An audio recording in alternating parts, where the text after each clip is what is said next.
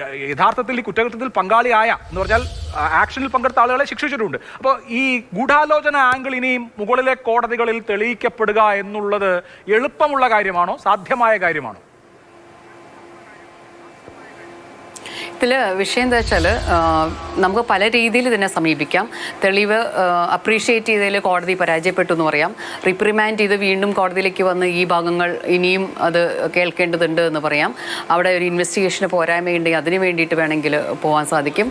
അതുപോലെ ജഡ്ജ്മെൻറ്റ് വന്നതിന് ശേഷം മാത്രമേ ഇതിനെക്കുറിച്ച് ഡീറ്റെയിൽ ആയിട്ട് പറയാൻ പറ്റുള്ളൂ. അതല്ല ഇതിൻ്റെ ലീഗലി കറക്റ്റ്നെസ്സിൽ നമുക്ക് എന്തെങ്കിലും ചർച്ച ചെയ്യാനുണ്ടെങ്കിൽ അത്തരം കാര്യങ്ങളുമായിട്ട് കോടതി പോകാൻ പറ്റില്ല. ലീഗൽ പോയിന്റ് മാത്രമാണ് ഹൈക്കോടതികളിൽ ഇത് കേൾക്കാൻ പോകുന്നുള്ളൂ. പക്ഷേ ഓരോരുത്തരുടെയും എവിഡൻസ് അപ്രീഷിയേറ്റ് ചെയ്യുന്നതൊക്കെ വളരെ ഡിഫറെൻ്റ് ആയിട്ടായിരിക്കും പലപ്പോഴും സംഭവിക്കുക. നമുക്കറിയാലോ, ഗോവിന്ദചാമിയെ കുറ്റവാളിയാണ് എന്ന് താഴെ കോടതി പറഞ്ഞു, മേൽക്കോടതിയിലെത്തിയപ്പോൾ അയാൾ ഊരിപ്പോയ സംഗതി നമ്മൾ കണ്ടതാണ്. അപ്പം പ്രോസിക്യൂഷൻ്റെ ഭാഗത്തു നിന്ന് എല്ലായ്പ്പോഴും എല്ലാം കറക്റ്റായിട്ട് വരണമെന്ന് നിർബന്ധമില്ല. ജഡ്ജ് അപ്രീഷിയേറ്റ് ചെയ്യുന്ന കാര്യങ്ങളും അത് തന്നെ ആവണം. കറക്റ്റ് എന്നല്ല ഉദ്ദേശിച്ചത്, അത് തന്നെയാണ് മേലക്കോടതിയുടെ തീരുമാനമൊന്നും പറയാൻ പറ്റില്ല. ഇവിടുത്തെ ഒരു കേസിൽ എല്ലാവരും പറഞ്ഞുകൊണ്ടിരിക്കുന്നത് എന്തെങ്കിലും അദ്ദേഹം കുറ്റവിമുക്തനായി, അതായത് തെളിവുകളുടെ അഭാവത്തിൽ കുറ്റവിമുക്തമായി സംശയത്തിന് അതീതമായി തെളിയിക്കപ്പെടണം. അങ്ങനെ തെളിയിക്കപ്പെടാത്ത സന്ദർഭത്തിൽ പലപ്പോഴും ഒരു സംശയത്തിൻ്റെ ഒരു ലാഞ്ചന വന്നാൽ പോലും അവർ ഊരിപ്പോവും. ഇവിടെ നിങ്ങൾ ഓർക്കുന്നുണ്ടോ എനിക്കറിയില്ല, സായി ശങ്കർ എന്നൊക്കെ പറഞ്ഞിട്ടുള്ള ഒരു എക്സ്പേർട്ട് ഉണ്ടായിരുന്നു, ഈ സൈബർ എക്സ്പേർട്ടൊക്കെ. അപ്പോൾ അവരൊക്കെ ഒരുപാട് ദിലീപിൻ്റെ ഫോണൊക്കെ കണ്ട ആളാണ്. ആദ്യം ഈ ഇവർക്ക് വേണ്ടിയിട്ട് വർക്ക് ചെയ്ത ആളാണ്, മറ്റേ രാമൻപിള്ള സാറിനൊക്കെ വേണ്ടി വർക്ക് ചെയ്ത ആളാണ്.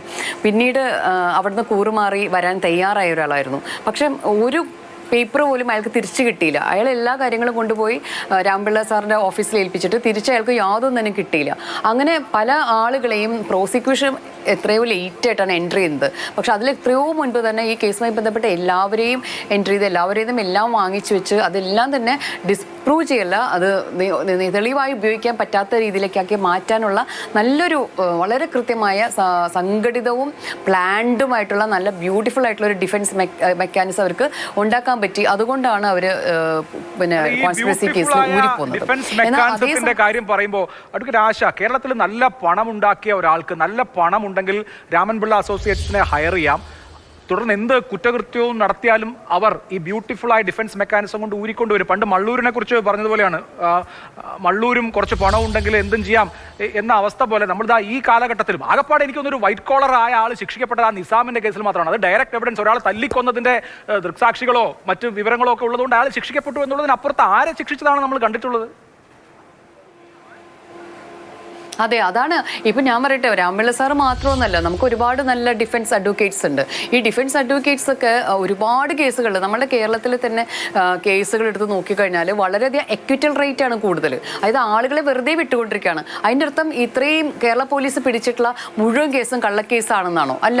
എനിക്ക് പോലീസോട് കൃത്യമായി പല കാര്യങ്ങളും ഡിഫറൻസ് ഓഫ് ഒപ്പീനിയൻ ഉണ്ടെന്ന് നിങ്ങൾക്കറിയാവുന്ന കാര്യമാണ്. പക്ഷേ കേരള പോലീസ് ചെയ്തിട്ടുള്ള പല കേസും പോസിറ്റീവ് വളരെ കൃത്യമായിട്ടുള്ള കേസുകളുണ്ട്. പക്ഷേ ആ കേസുകളൊക്കെ ഊരിപ്പോകുന്നുണ്ട്. അപ്പോൾ ഊരിപ്പോകുന്നത് എന്താ പ്രശ്നം? അവിടെ വ്യക്തമായ നല്ല ഒരു പ്രോസിക്യൂഷൻ നമുക്കില്ല എന്നാണ്. വിക്ടിമിന് ഇപ്പം ആഗ്രഹിച്ചാൽ പോലും, ഇപ്പോൾ നേരത്തെ നിങ്ങൾ കണ്ടു ടി ബി മിനി വക്കാലത്തെടുത്തിട്ടുണ്ട് നമ്മളുടെ നടിയുടെ. പക്ഷേ വക്കാലത്തെടുത്ത് കോടതിയിൽ വന്നിരിക്കുന്ന ടി ബി മിനിക്ക് ഒരു തുറന്നൊരു വാക്ക് പറയാൻ പറ്റില്ല. അപ്പോൾ എന്തിനാണ് അങ്ങനെ ഒരു വിക്ടിംസ് കൗൺസിൽ അല്ലെങ്കിൽ സർവൈവറുടെ കൗൺസിൽ? ഒരു ഉപകാരമില്ല. അതായത് നമ്മുടെ പ്രോസിക്യൂഷൻ സ്ട്രോങ് ആയില്ലെങ്കിൽ ഒന്നും ചെയ്യാൻ പറ്റാതെ കൈ കെട്ടി നിൽക്കേണ്ട അവസ്ഥയാണ് വിക്ടിമിനുള്ളത്. വിക്ടിം ഒരു വക്കീലിനെ വെക്കാൻ പോലും പറ്റില്ല. വിക്ടിമിന് ഏറ്റവും നല്ലൊരു വക്കീലിനെ സംവിധാനത്തിന്റെ പരിമിതികൾ കൂടിയാണ് അഡ്വക്കേറ്റ് ആശ പറഞ്ഞു വെക്കുന്നത്.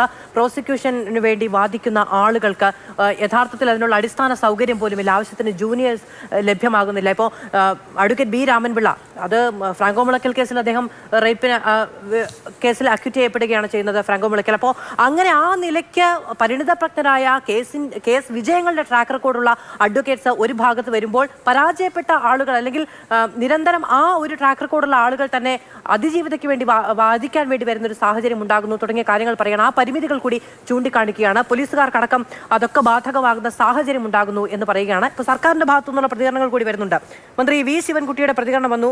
അതിജീവിതയ്ക്കൊപ്പം തന്നെയാണ് സർക്കാർ, അതിജീവിതയുടെ പോരാട്ടത്തിനൊപ്പമാണ്. അതീവ ഗൗരവത്തോടു കൂടിയാണ് മുഖ്യമന്ത്രി ഈ വിഷയം കണ്ടിരുന്നത് എന്ന് പറയുന്നു.